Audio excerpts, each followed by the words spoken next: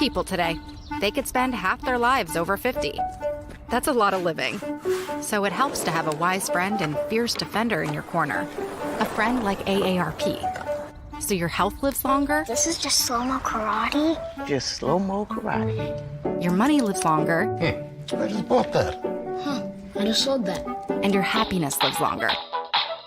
That's why the younger you are, the more you need AARP. Join today. Welcome to AARP Illinois' virtual event.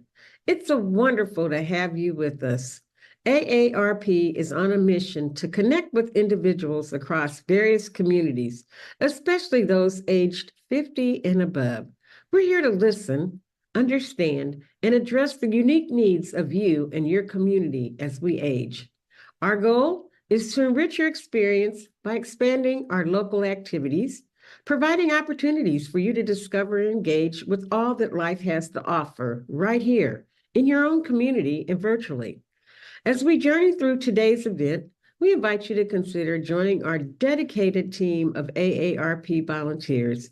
It's a chance to make a meaningful impact and help us better serve those 50 plus across the nation. Connect with us and be a part of this vibrant movement toward positive change. Welcome, and let's make this event both fun and transformative.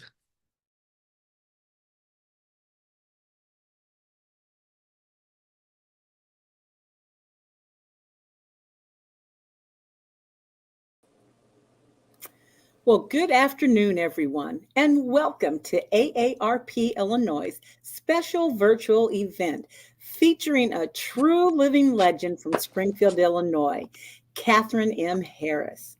I'm your host, Teresa Jones, Associate State Director of Advocacy and Outreach with the AARP Illinois office.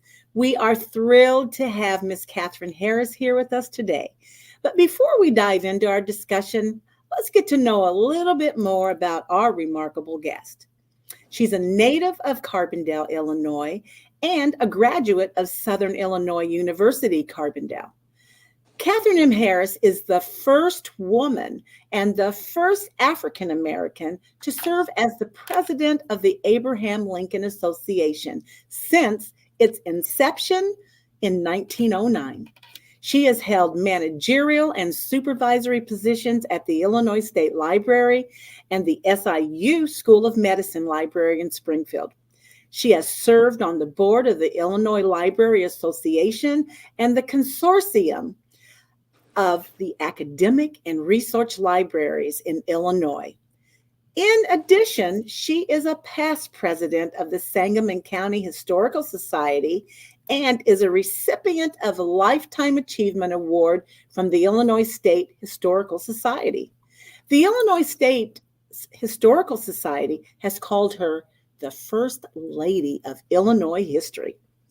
In 2015, she was recognized by the Springfield Rotary Club as a Paul Harris Fellow, and she was honored as a Woman of Influence by the Springfield Business Journal. She was also recognized by the Illinois Society of Public Administrators as an outstanding public administrator.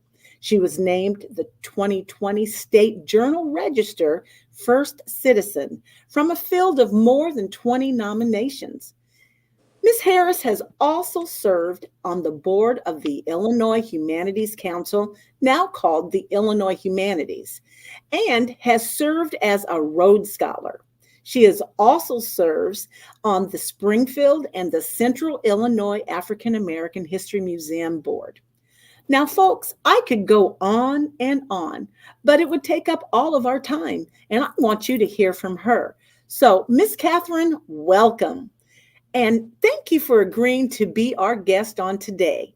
Now, let's get started.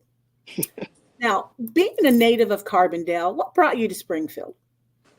What brought me to Springfield was a professional job. Right after I graduated from library school, as you mentioned, at the University of Illinois Champaign-Urbana, I was in search of a job, and I landed a job at the local public library, Lincoln Library.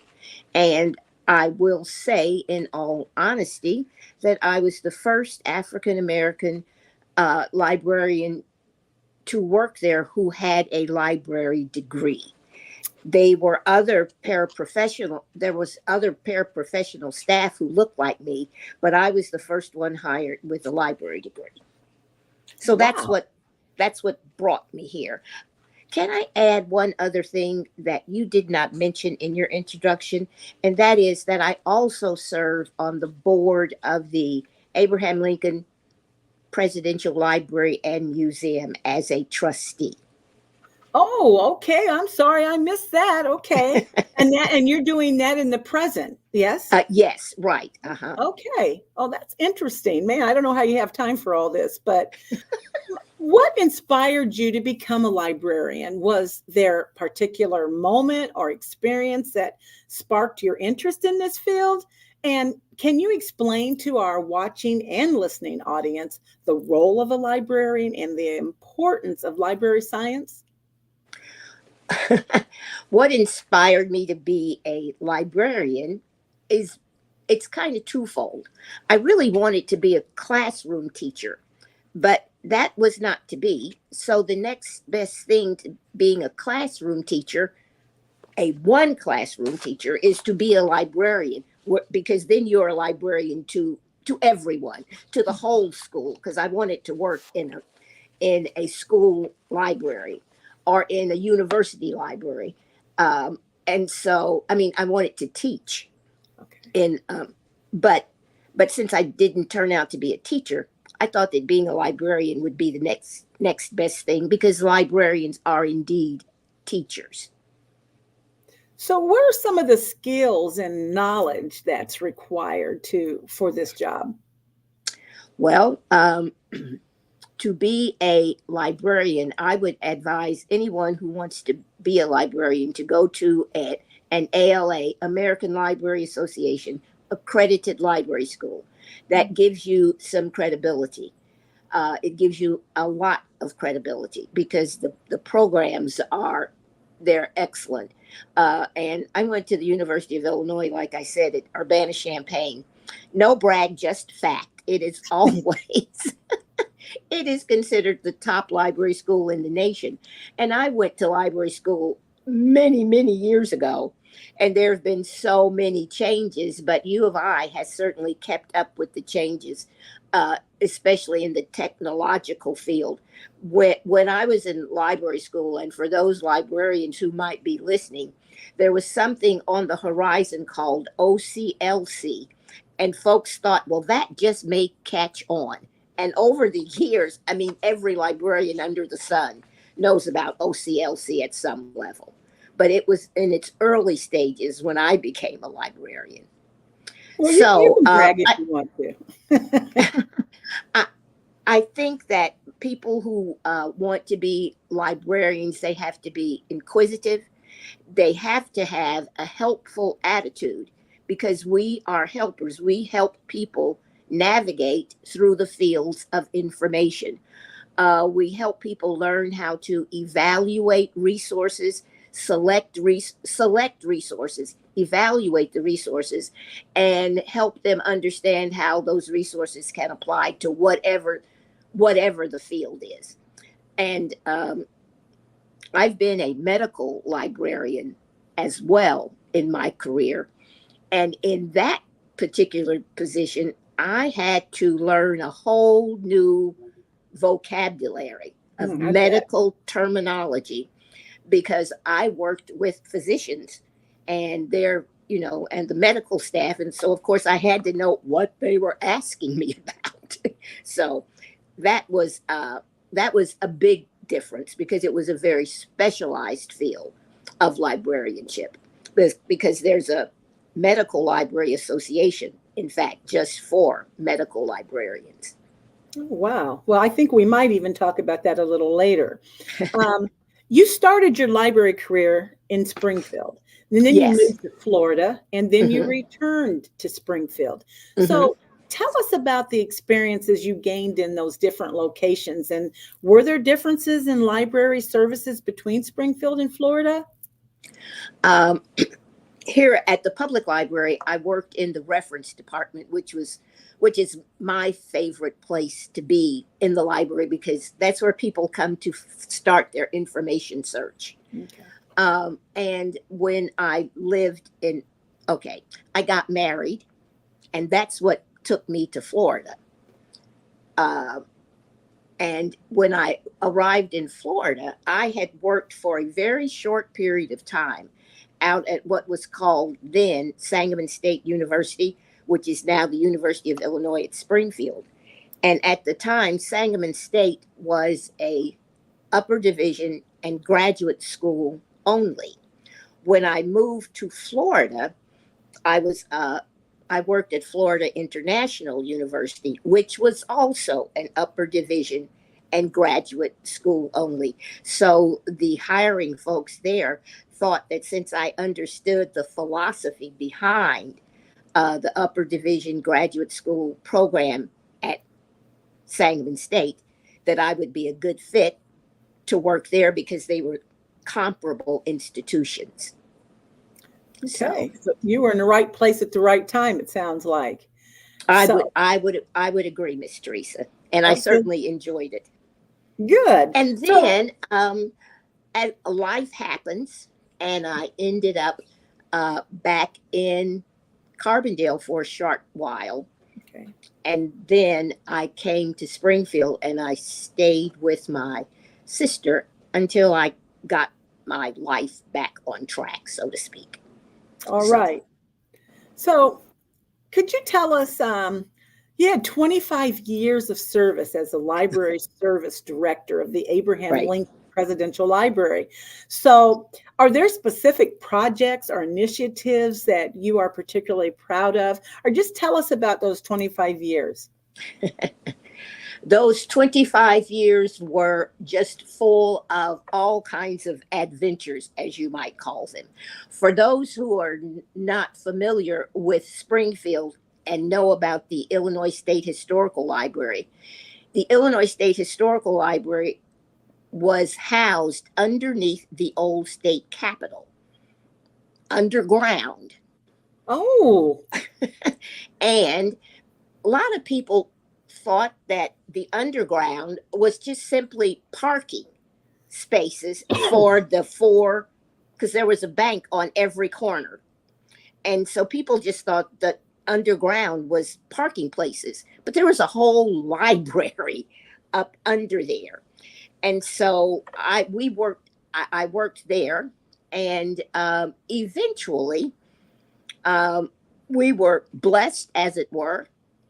Somebody said we need to have a new building because we had an HVAC system installed to help cut down on mold and bad environmental conditions for books and material. But by improving that situation, we lost a lot of space because of the duct work. So we had books off-site even in what used to be the Illinois State Historical Library in the Centennial Building, which is across town several blocks. That was really quite a challenge to have part of your collection in a different place. But so when it was decided that when the powers that be, the legislature and the governor and all of that, decided that we could get a new library, which was very much needed. The, what would you call them? The building designers and the architect, they said, Mrs. Harris, what are your requirements for a new library building? I said, that's very simple, above ground and windows. And so our beautiful library is indeed above ground, and it does have windows. And in some cases, it has windows where it's not too good for the materials that they have windows. So we corrected that situation with darkening shades in those areas. But our building is the new building. I believe that was I know that was one of the highlights of my career. I had worked on building two other libraries including the reference area for the Illinois State Library, as well as a library down in Florida where I worked, because there they were moving into a permanent building when I worked there from a temporary building. So I've helped to move libraries also. So I have a rather unique experience, I think, to have helped build. And one of the things that was critical to moving the library was determining the number of shelves juxtaposed against how many books. And it was really quite something to have had that experience. I don't think that it's an experience that many librarians get to have in their career, to move, to build and then to move from one building to another. Librarians, we are always having to shift books because we get more books and we have to pitch books and all of that to keep room, but to actually be involved in the construction of a library from literally the ground up. And I will say one other thing about that building program, because it was significant to me, is that even though I was the library services director, the building was too big for me to design. So what I did was I told the department heads, you're going to design your own space because you know what you need and what your staff needs. And in addition to that, if it doesn't work out, it'll be your fault and not mine. That makes sense. And so I think it turned out well. And I think the building has also served the staff well. The building opened in 2005. Mm-hmm. And I think the biggest drawback or the biggest problem that we had was not enough electrical outlets. Because I bet you in your own house, you probably wish you had a few more electrical outlets in different places than what you have them. Mm-hmm. So that was kind of a real life deal in the library. Just a few more outlets than what we have. So, well, that library is a beautiful library. Thank you. So, but and I didn't know that. I did not know that you had helped design that, and mm-hmm. that wow, that's kind of an honor, I would say, that they even allowed you to do that. But backing up just a little bit, you served as a Rhodes Scholar. So yes. What is a Rhodes Scholar and what are those responsibilities? And so are there memorable experiences or lessons that you learned during that time that you'd like to share with us? The Rhodes Scholar program is a program of Illinois humanities. And are you familiar with the Chautauqua program from years ago, back in the early centuries, in the early part of the 20th century, where they would have these big tents and mm-hmm. visiting folks would come and there would be programs and, yes. and it was an opportunity for learning. And so the Rhodes Scholar program is part of that. And my role as a Rhodes Scholar was to present programs focusing on the various historic African-American females in first person. So one of them is Harriet Tubman. Okay. And I portray Harriet Tubman. In fact, I just had a presentation last night to a Rhodes Scholar group. It's part of the Academy of Lifelong Learning. It's also connected to that. And because of that, I also developed three other characters. Jarena Lee, who was the first female preacher in my denomination, which is African Methodist Episcopal Church. Mhm. She was the first female preacher there. I do a one-person presentation about her using all of her own words because she left a book. She was literate, and she lived toward toward the end of the 17th toward the end of the 18th century, because she was born in the 1700s. Okay. And so I present as her when she was going around being a traveling evangelist. Another person who I present, her name is Phoebe Florville. Phoebe Florville was the wife of William Florville, who was Mr. Lincoln's barber. Figure that one. Wow. And then finally, I present as Elizabeth Keckley. Elizabeth Keckley was Mrs. Lincoln's seamstress, Yes. and best friend and confidant. And I present as her as well. So, sometimes folks ask me, who are you going to be today, Kathryn?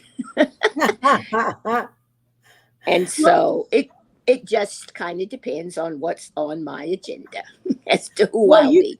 Okay, well, you kind of jumped ahead where I was going to ask you about those, about your first person performances. So we do realize that it honors 4 historic 19th century African American women. So, but to me, this is really cool, and it's a fantastic topic to hear about. I just think it is.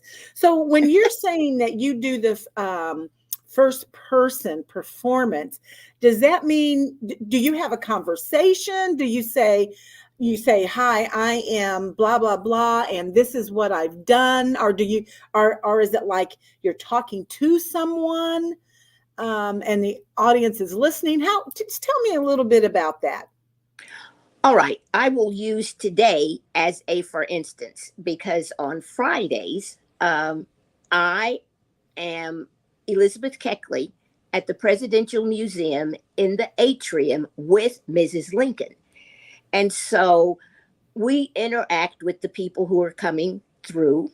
But if I'm doing a presentation, then I tell Elizabeth's story and I become her. It is a first person. I use the word I. I do not say she or her, because I am Elizabeth Keckley. I am Harriet Tubman. I am Jarena Lee. So I am Phoebe Florville. Oh, and I've also been Sadie Delaney in what was the name of the book about the 2 ladies? It's on the Delaney sisters. Yes. Boy, and it just slipped my mind. And I've been Sadie Delaney for so long. I can still remember lines from the play. Having Our Say was the name of the book. Ah, okay. And wow. it was the story of 2 African American sisters. They never got married because they never had no husbands to worry them to death. And they lived together. And the real story behind that is that Bill Cosby's wife, Camille, she was the producer of the play Having Our Say. She worked with the lady who wrote the book, and they developed it into a stage production. And so I've presented as her too, and we tell the story of the sisters. One lived to be 106, and one lived to be 109.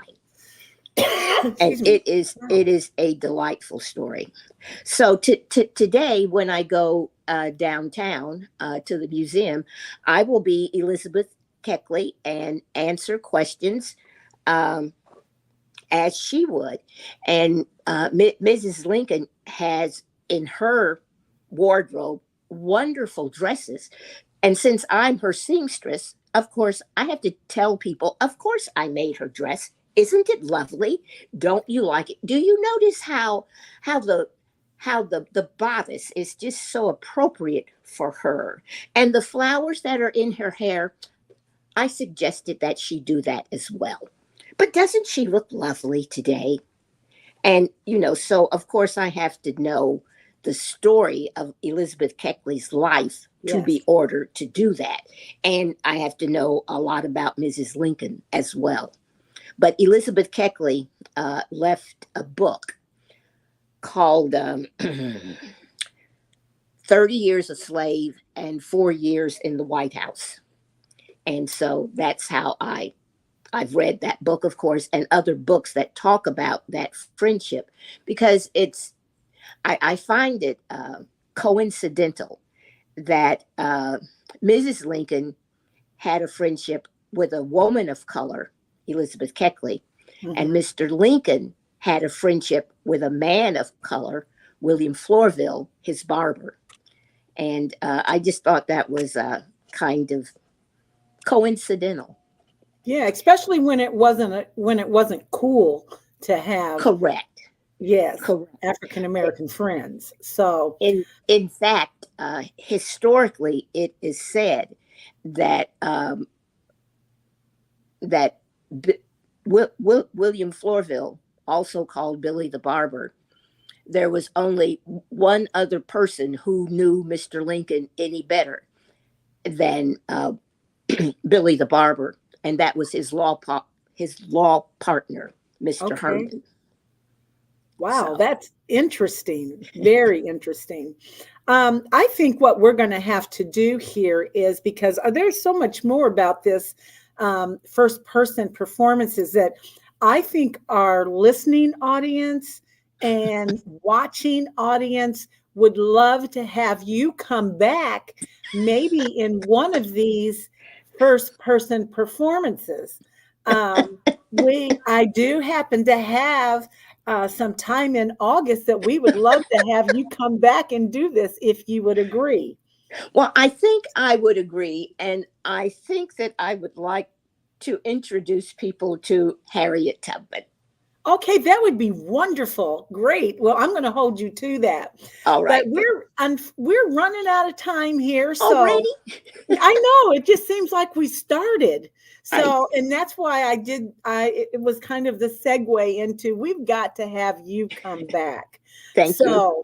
And I'm giving you a whole month's notice. Yes, you are. So in our closing, I want to thank you. We want to thank you, Ms. Harris, for sharing your insights and your experiences. We appreciate your time and the valuable contributions that you continue to make to our communities and Illinois. When I think I had told you this in person as a sidebar, when I had read your story or part of your story. I mean, I loved it. I was like, oh my God, I'm never going to get this done in a half hour, in our half hour time slot. And I was true. We're not, because I want you to come back. But our audience, we want to thank you as well. We thank you for joining us for this enlightening conversation. So I want you all to remember that the power to create positive change, it lies within each of us. So let's continue this dialogue and work together for a more equitable and just future. But once again, thank you all for joining AARP Illinois today. And we look forward to continuing our mission of supporting seniors, caregivers, and the entire aging community in Illinois. But if you would like more information on AARP's upcoming virtual events or volunteering with us, please visit aarp.org/Illinois. I've already given you all a hint that Miss Kathryn will be back with us in August. So I don't have the exact date yet, but look on the aarp.org/Illinois website and you will see it again. So I am Teresa Jones. I want you to have a wonderful rest of your day. And this concludes today's virtual event. Thank you. Thank you.